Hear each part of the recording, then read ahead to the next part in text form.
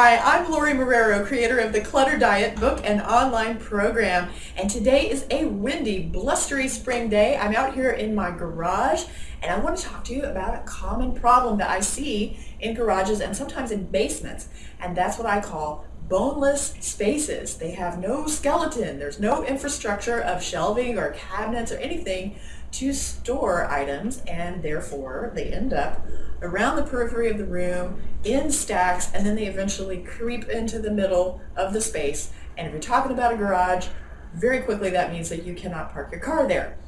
So I have a one-car garage in my new house here, and I really need to park my car in it. So I have a problem with, no infrastructure. So this is how I solved it. Overhead racks. This is one of the most elegant, brilliant, simple solutions I've ever found for a quick turnaround in a garage. I've done this with so many client projects, magazine projects, and my friends at saferacks.com are the ones who helped me out with this and have always helped me with my other projects too. And I love their storage units because they're super strong, and better, they have dealers all over the country, so you can find one on their website, and then they will help you figure out the right configuration of shelving, and they will install it, which is super important. So each of these racks holds 600 pounds of stuff, and I certainly don't want to be the one installing that if I'm going to have 600 pounds of stuff hanging over my car. So that's very important to me. So I want you to see the before pictures here in my little one-car garage, and now the after pictures. So what I got are two 4x8 units, and they have different sizes, so you can get whatever works for your garage. But each of these, with a 2-foot drop from the ceiling, becomes 64 cubic feet of storage space. So because I have two, I have 128 cubic feet of storage space in this little garage that's added on up above, that's not in my way.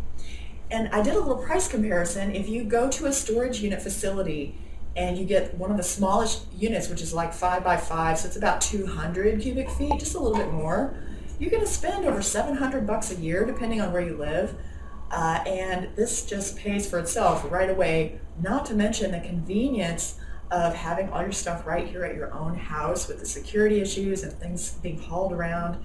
It's so much better to have it all right here.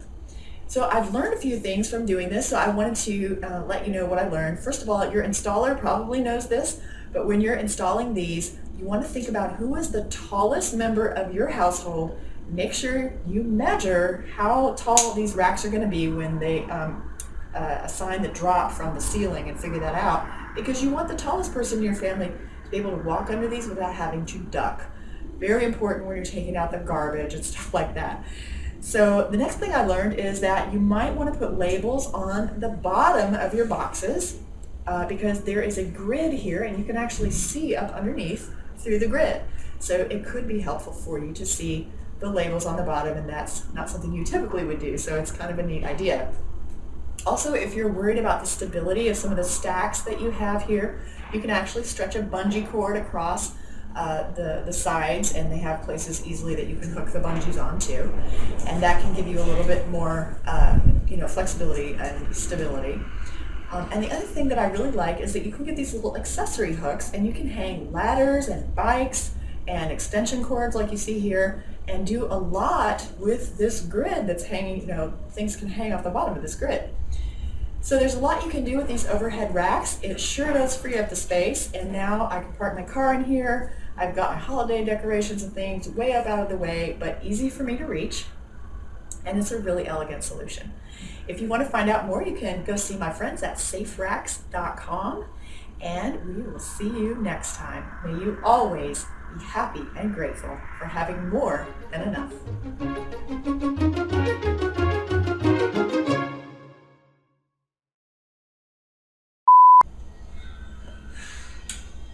Hi, I'm Lorie Marrero, creator of, I'm sorry.